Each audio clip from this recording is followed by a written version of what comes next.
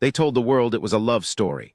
Decades of patience, decades of waiting, and finally, a crown, a wedding, and a throne shared side by side. The cameras captured every smile, every formal wave, every carefully arranged public moment. But there are things that cameras never reach. There are rooms in a palace that even kings do not enter, not out of law, but out of trust. And on a quiet afternoon, when the hallways of the residence were still, King Charles walked toward a door that had always been closed to him. He did not break it open in anger. He did not arrive with suspicion burning in his chest. He simply turned the handle. What he found inside was not dangerous. It was not scandalous in the way the tabloids dream of. But it was something far more unsettling. It was the truth. And the truth, when it arrives without warning, has a way of changing everything you thought you knew about the person sleeping beside you. There is a particular kind of silence that settles inside old buildings, the kind that feels less like quiet and more like memory. The walls have absorbed too many conversations, too many footsteps, too many years of people moving carefully around each other. Clarence House and the private wings of Buckingham Palace both carry that silence. Anyone who has spent time around formal residences will tell you, it is not peaceful, it is watchful. And King Charles, now in the later season of his life, had grown accustomed to that watchfulness. He was a man trained from birth to read rooms, to manage appearances, to present the version of himself the world expected. But behind all of that training lived a private man, one who had loved deeply, suffered quietly, and arrived at this chapter of his life believing that he had finally found stillness. He and Camilla had known each other for more than half a century. That is the kind of relationship that most people never get to experience. It is not the bright, breathless love of youth. It is something older and more complicated, a bond that had survived scandal, separation, public fury, and the kind of grief that reshapes people from the inside out. They had both lost things. Charles had lost his first marriage to a circus of expectation and misunderstanding. Camilla had endured years of being cast as a villain in a story that was never quite that simple, and yet after all of it, they had found their way to each other. To the public, it looked like triumph. To the people around them, it looked like peace. To Charles himself, it had felt, until recently, like something solid, like ground beneath his feet after decades of walking on uncertain earth. But the thing about solid ground is that you stop checking it. You stop looking down. You assume it will hold because it always has, and that is exactly when the cracks begin to show. It started with something small. It almost always does. Charles had been searching for a particular document, a letter handwritten from a correspondence that went back decades. It was not urgent. It was personal in nature, the kind of thing a man holds on to not because he needs it, but because it anchors him to a version of himself that predates all the ceremony. He had checked his own study, his writing room, the flat wooden boxes he kept in a lower cabinet. It was not there. He had a vague memory of having shown it to Camilla some years ago, in a different house, on an evening when they had sat together going through old things. He thought perhaps she had filed it somewhere. The way she organized pieces of their shared life with a quiet efficiency he had always admired but never fully understood. He went looking for her to ask. She was not in the main sitting room, not in the garden, not in any of the rooms they used together. A member of the household staff, passing with practiced invisibility through the corridor, told him she had gone out for the afternoon, an appointment that Charles had not been told about, or perhaps had been told and forgotten. He was tired that week. There had been a series of engagements that ran longer than scheduled, and he had been sleeping poorly, the way he did when something sat at the back of his mind without fully announcing itself.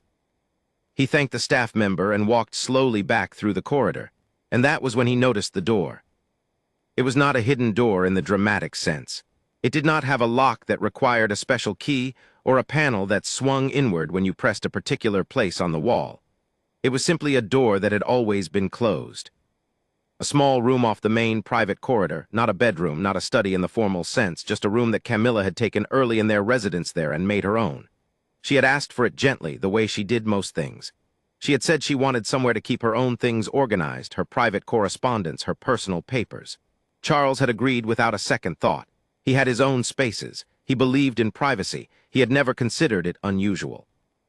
He had never, in all the years since, tried to open that door. He stood before it for a moment. He was not suspicious. He was not angry. He was simply a man who had lost a letter and was moving through the rooms of his home in search of it. The door was not locked. He pressed the handle and it opened with a soft click, the way doors do in old buildings, slightly resistant, then yielding all at once. The room was modest, smaller than he had imagined, or perhaps he had never imagined it at all. There was a writing desk along one wall, old but well-maintained, the kind Camilla preferred, practical, not ornamental. There were shelves, neatly organized, the kind of careful order that belongs to a person who knows exactly where everything is and returns things to their rightful place. There was a small armchair, the upholstery slightly worn, positioned near the single window. On the desk were papers arranged in folders. On the shelves were boxes, labeled in Camilla's handwriting.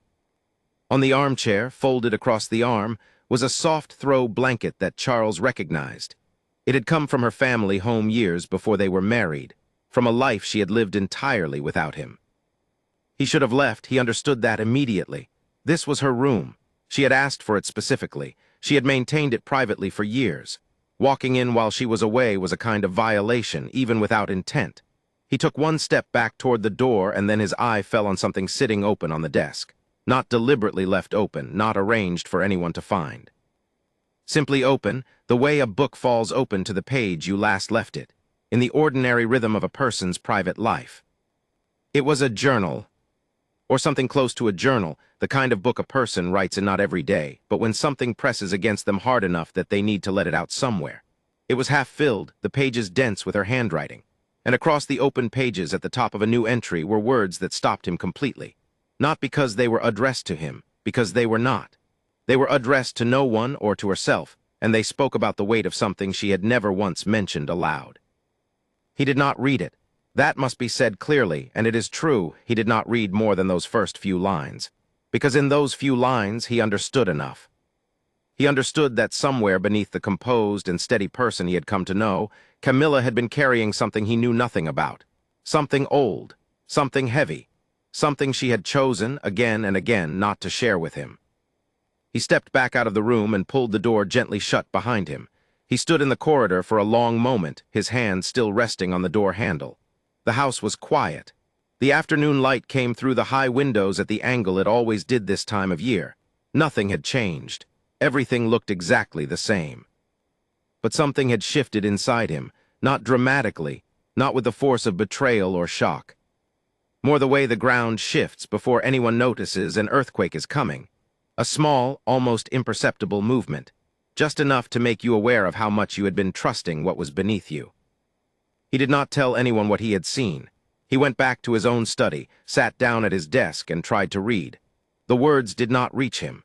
He sat with the specific discomfort of a person who has learned something he cannot unlearn and who does not yet know what to do with it. The letter he had been searching for felt entirely unimportant now.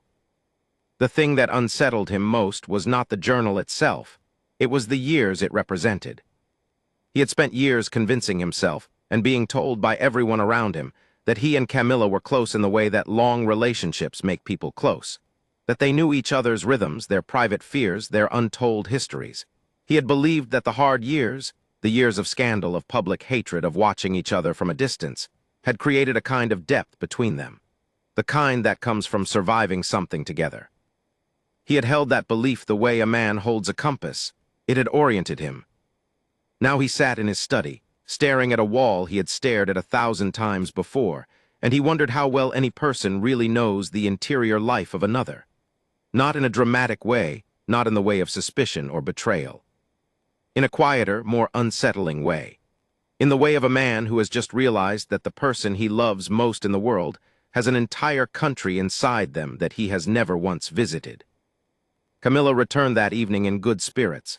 She came into the sitting room still wearing her coat, carrying something she had picked up from a shop, a small thing, the kind of thoughtful domestic gesture she made regularly and he always appreciated. She was easy in the way she moved. She smiled at him. She kissed his cheek. She sat down across from him and talked about her afternoon with the naturalness of a person who had no idea that anything had changed. He smiled back, he listened, he answered questions. He performed the ordinary choreography of a married evening with practiced ease, because that is what you do when you are not yet ready to say what is sitting inside you. But later, when the house had gone quiet and she was asleep beside him, Charles lay in the dark and thought about the door, about how many times he must have walked past it over the years, about how he had never once tried to open it, not out of lack of curiosity, but out of genuine respect. He had believed that trust meant leaving people their private spaces. He still believed that.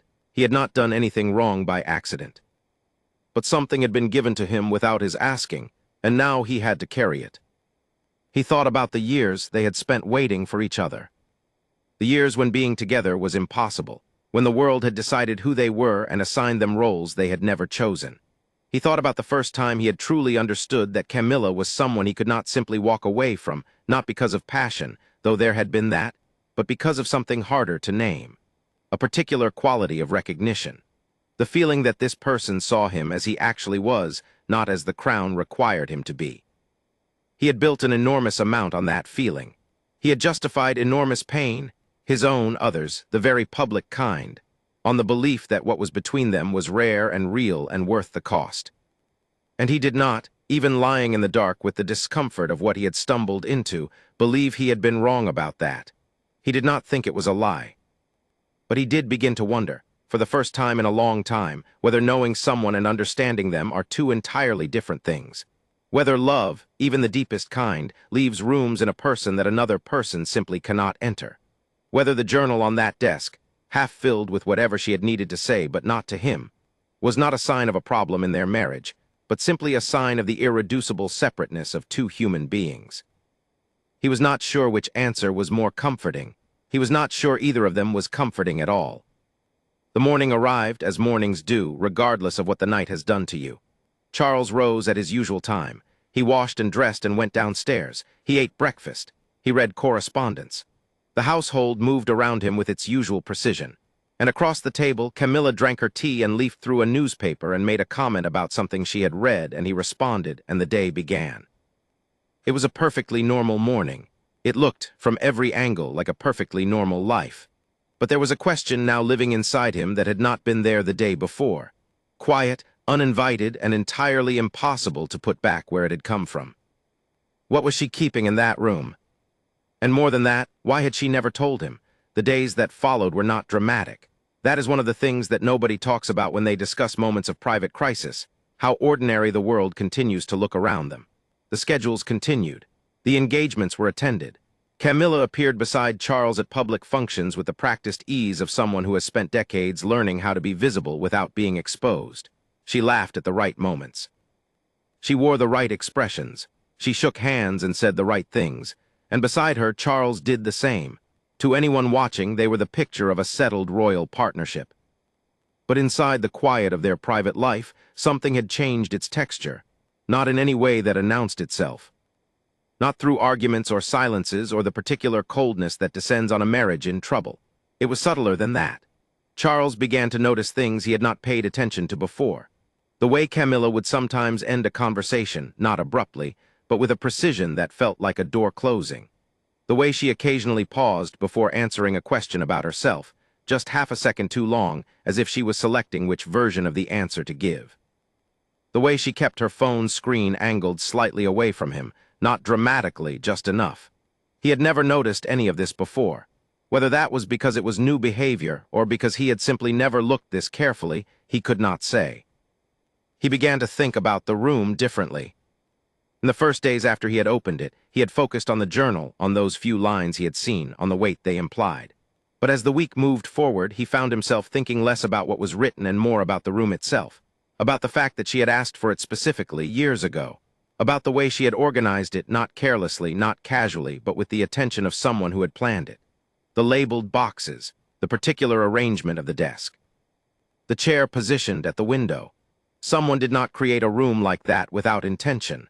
Someone did not maintain a space like that for years without returning to it regularly, without it meaning something real to them.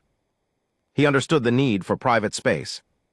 He had always been a man who needed solitude, not because he was antisocial, but because the demands of his position required it. There were rooms in every residence that were his alone, where he could retreat into his own thoughts without performance. He had never felt that wanting a private space was an act of withholding. But the more he thought about Camilla's room, the more he began to question whether there was a difference between privacy and secrecy. Between keeping your interior life your own and keeping something specifically from a particular person. Were those the same thing? Were they entirely different? He did not have an answer. He had only the question, and it sat with him through every ordinary hour of every ordinary day. Eventually, and this was perhaps inevitable, he mentioned the room. Not directly. Not in the way of a confrontation, which was not his manner and never had been. He mentioned it carefully, the way a person tests ice by pressing one foot down slowly before committing their full weight. They were alone together one afternoon, sitting in the smaller of the sitting rooms they used privately, the kind of domestic afternoon that had become the texture of their shared life. He said easily that he had gone looking for the old letter a few days earlier and had wandered down the private corridor before remembering she had been out.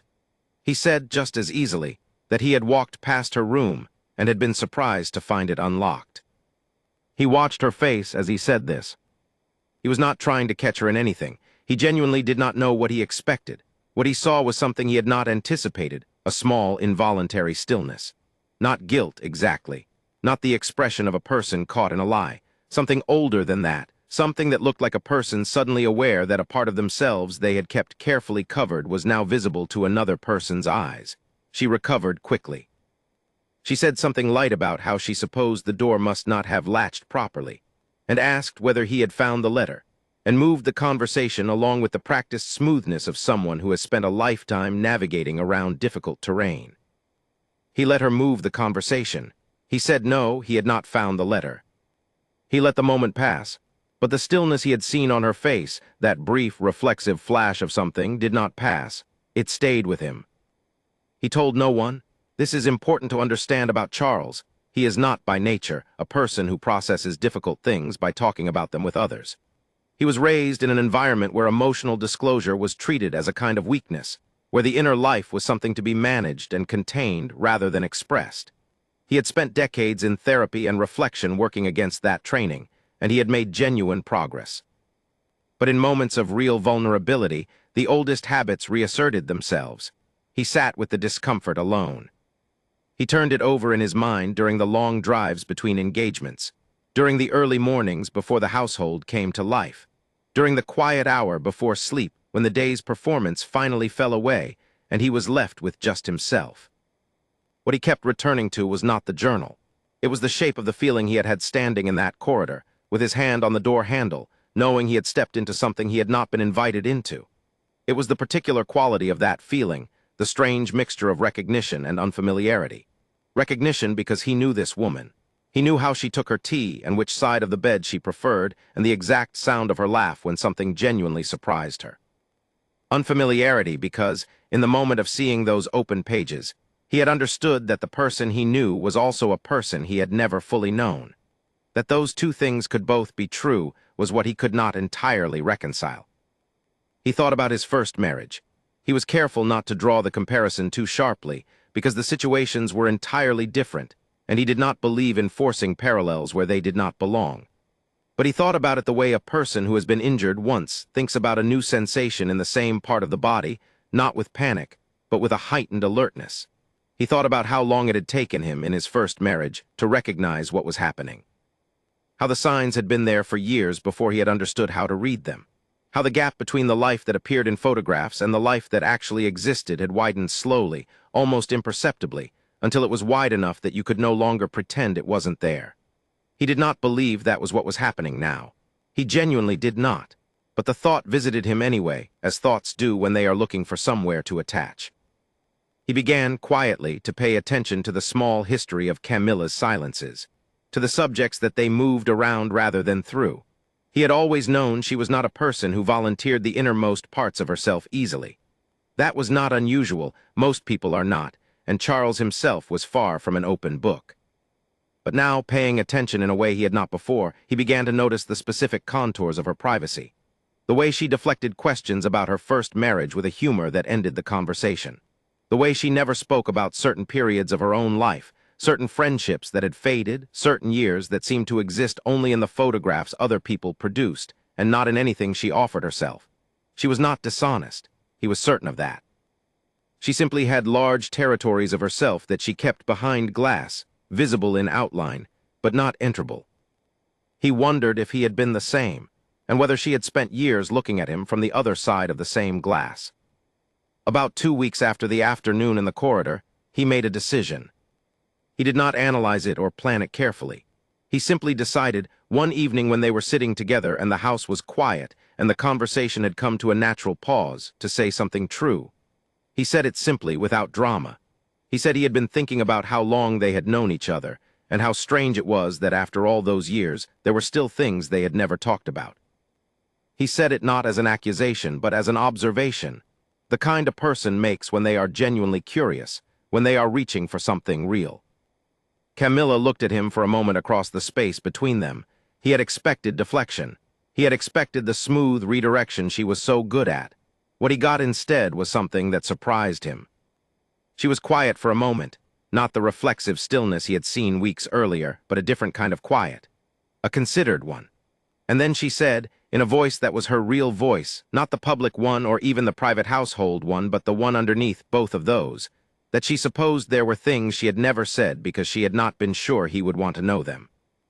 That sentence landed on him in a way he had not expected, not because it was dramatic, because it was painfully honest, because it revealed something about the architecture of their relationship that he had never examined closely, the unspoken assumption, on both their parts perhaps, that some things were better left beneath the surface, that the piece they had built together was partly constructed on the things they had agreed, without ever saying so, not to press on. He had thought of that as wisdom. He had thought of it as the particular discretion of two people who had been through enough together that they did not need to excavate everything. But hearing her say it in those words, he understood that it had also been, without either of them intending it, a way of keeping parts of themselves from each other. He said quietly that he wanted to know, whatever it was. He said it with the conviction of a person who means it and also knows that meaning it is the beginning of something, not the end. She looked at him for another long moment. Outside the window, a bird moved through the last of the evening light. The house was entirely still around them. She began to speak, not everything, not in a single conversation, in the way of films and their dramatic confessions. Real things do not come out all at once. Real things come out in layers, slowly, the way light changes across a room as the day moves. But she began, and what she said was not scandalous. It was not the kind of secret that destroys things. It was simply the truth of a person who had lived a long and complicated life, and had learned, through painful experience, that sharing the most vulnerable parts of yourself was a risk that did not always end well. She talked about the years before Charles. Not just the first marriage, but what had come before that, the years of her young adulthood when she had been making choices that the woman she would become did not always recognize. She talked about things she had carried for decades without a name for them. She talked about the weight of being hated publicly and the particular way it had hollowed out parts of her that had never fully refilled. She talked about the room. Not defending it, not explaining it away, but simply acknowledging it, saying that she had needed somewhere to put things down. Somewhere she did not have to carry them. She had not told him about it because she had not wanted him to feel, even for a moment, that she needed a place to escape from the life they shared. Charles listened.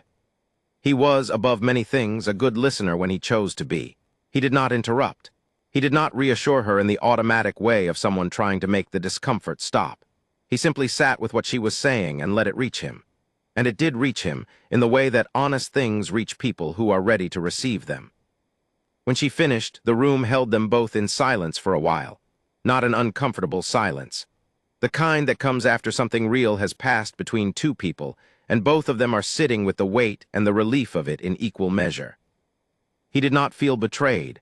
That is the truth of it, and it is important because this story is not a story about betrayal in the conventional sense. He felt something more complicated than betrayal and more interesting. He felt the particular ache of realizing that the person you love has been quietly carrying things alone that they did not have to carry alone. He felt the loss of the years in which that carrying had been happening without his knowing. And underneath both of those feelings, he felt something that he recognized with some effort as gratitude, not for the secrecy, but for this moment. For the fact that the door had opened, the literal one, and now this one, and something that had been sealed for too long was beginning, finally, to breathe. But as he sat with all of that, another feeling moved beneath it, quieter, harder to name, and less comfortable. Because the question that was forming now was not about what she had kept in that room, or even about why. It was about what came next, about whether two people who had spent this long building a life on a foundation that included, without their full acknowledgement, some carefully maintained distance, Whether those two people could now, at this stage, rebuild something with less distance in it. Whether that was possible. Whether it was even what both of them truly wanted. He did not ask that question aloud that evening. Some questions need to wait until you are ready for the answer. But it was there, fully formed, sitting inside him as he sat beside the woman he had loved for most of his adult life, in the quiet house in the falling dark. There are things that happen in a relationship that do not resolve neatly. There are conversations that open doors without closing them, and the air that comes in is not always comfortable, even when it is necessary.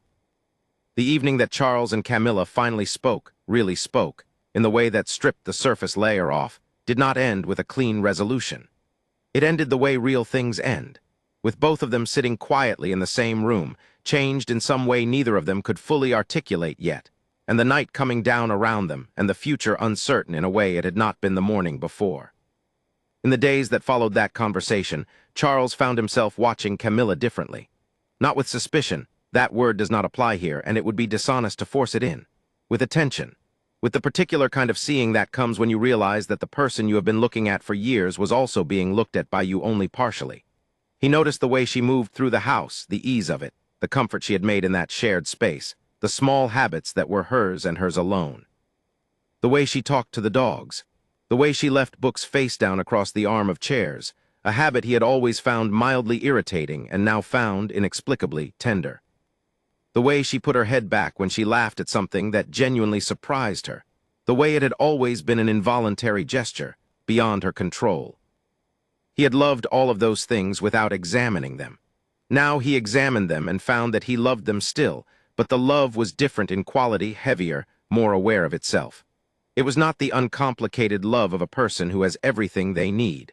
It was the love of a person who has understood, finally, what they are actually holding. But the understanding that had opened between them had also opened something else, a new kind of awareness that was harder to sit with comfortably.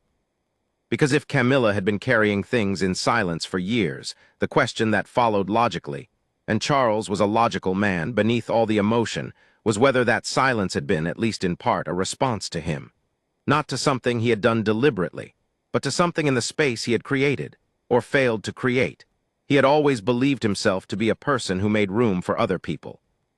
He prided himself on his curiosity, his attentiveness, his genuine interest in the lives of people around him. He had thought that those qualities extended fully into his marriage. But had they?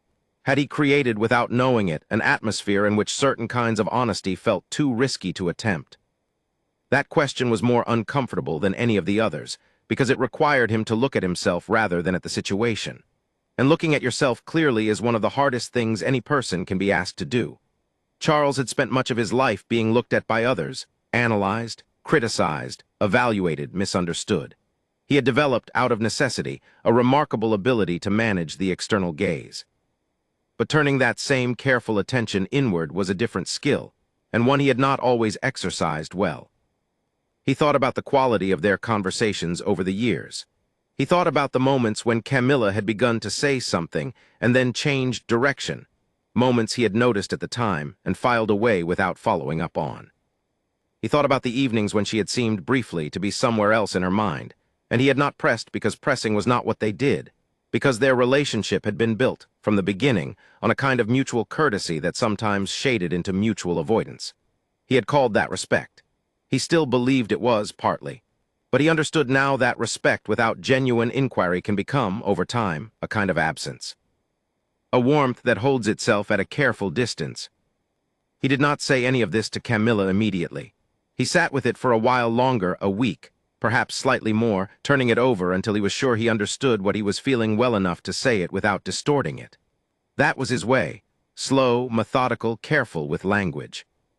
He had always believed that words said badly cause more damage than words unsaid. He was no longer certain that was true. He was beginning to think that words unsaid for long enough caused their own kind of damage, quieter and more insidious. When he finally said it, they were walking together in the garden. It was a gray morning, the kind that is soft rather than oppressive, the light flat and even across the grass. It was a good setting for difficult things, nothing too bright, nothing too stark. He said that he had been thinking about what she had told him, and that he thought he understood why she had kept certain things in that room. But he said also that he wondered. and he said it gently, as a genuine question rather than an accusation. Whether some of what she had kept there were things she might have told him, if the atmosphere between them had made that feel possible. Whether he had, without meaning to, made himself someone she needed to manage rather than someone she could simply be honest with. She stopped walking. She looked at him in a way that took him a moment to read. It was not defensive. It was not hurt. It was, he thought, the expression of a person who has been waiting for a particular question for a very long time and is not quite sure whether to believe it has finally been asked. She said after a pause that she had never thought of it quite that way. She said she had always thought of her silence as a kind of protection, protecting him from burdens he already carried in abundance, protecting the peace they had worked so hard to construct. She said she had not thought she was managing him. She had thought she was caring for him. He heard that. He heard it clearly. And he heard within it the particular irony of two people who love each other both choosing, independently, to shield the other person from their own reality, and producing, through those twin acts of care, a relationship with fewer and fewer places where reality was actually allowed to enter. They had been protecting each other for so long that they had nearly protected themselves into a comfortable, well-maintained, and slightly hollow version of intimacy. He said that aloud, not accusingly, almost with something like humor, the dark, self-aware kind that arrives when you see something clearly for the first time and recognize how long you have been not seeing it. She looked at him for a moment, and then, to his surprise, she laughed. Not the formal laugh or the social laugh, the real one, the involuntary one, the one he had always loved. She said he was probably right, and that it was quite a thing to be figuring out at their age, and he said yes, it really was. They walked in silence for a while after that. It was a different kind of silence than the silences that had come before, not the silence of avoidance or the silence of careful management, but the silence of two people who have finally said something true and are sitting with the spaciousness of it. It had a different quality, that silence. It felt less guarded, less like the shared management of an image and more like the simple fact of two people who were cold and old enough and honest enough to be exactly where they were without pretending otherwise. The room did not disappear. Camilla kept it. This is important. Charles would not have wanted her to close it or empty it. He understood now what it represented, and he did not want to take from her the one place she had made entirely her own within a life that was, in almost every other dimension, shared and public and managed. What changed was not the room. What changed was the fact that it was no longer unspoken. He knew it was there. She knew he knew. And somehow that knowledge, simply being acknowledged, being named, transformed it from something that divided them into something they could both simply accept. That is what trust actually looks like. Charles began to understand.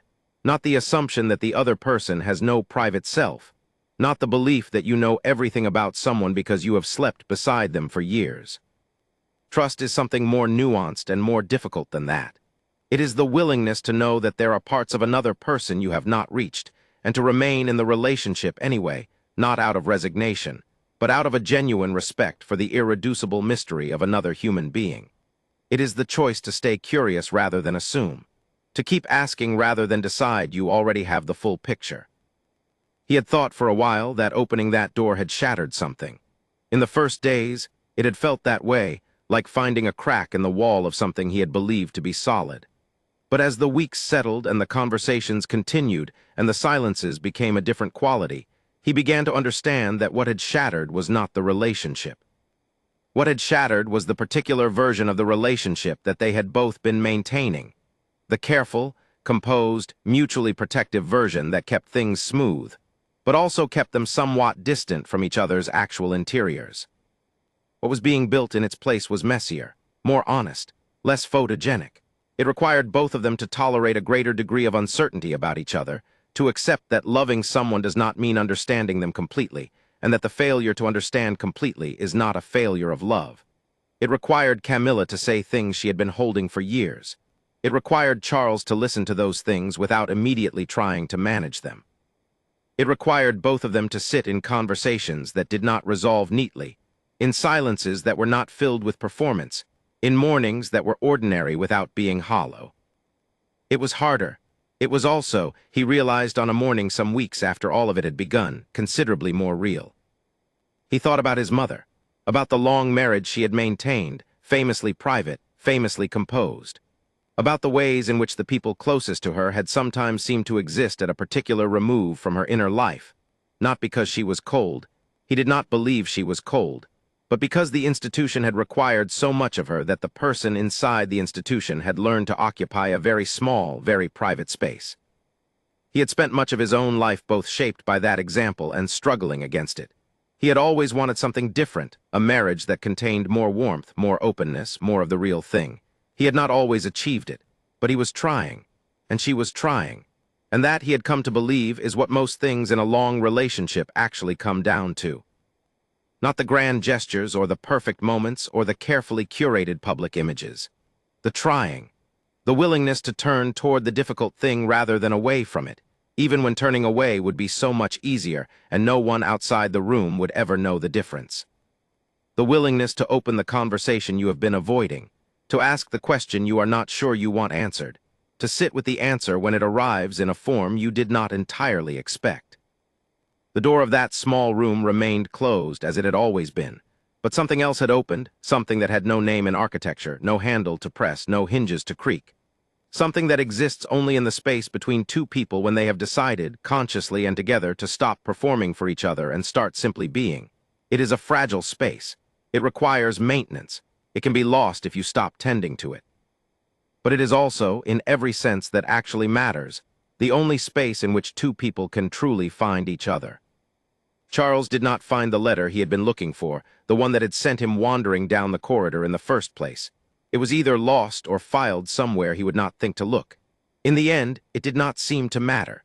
He had found something else that afternoon, something he could not have named at the time, something he was only beginning to understand now. Not the contents of his wife's hidden room, but the fact of the room itself, and what the fact of its existence had finally, slowly, started to teach him about the extraordinary difficulty and the extraordinary necessity of really, truly knowing the person you love. Some questions do not have answers. Some doors once opened do not close. And some truths, when they arrive, do not shatter the thing you built.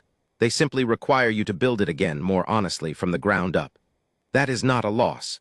Even when it feels like one, even when it arrives without warning on an ordinary afternoon in a quiet corridor, it is not a loss. It is the invitation towards something more true. And in a life built as much on appearance as on reality, truth, even inconvenient truth, even truth that arrives with its own weight and its own questions and its own slow aftermath, is the most precious thing of all. This story is a character-driven emotional narrative, inspired by the publicly known dynamics of long-term relationships lived under extraordinary scrutiny. It is presented as a reflective, third-person emotional documentary, not a factual news report. All private dialogue, interior thoughts, and room descriptions are narrative interpretation, not documented fact.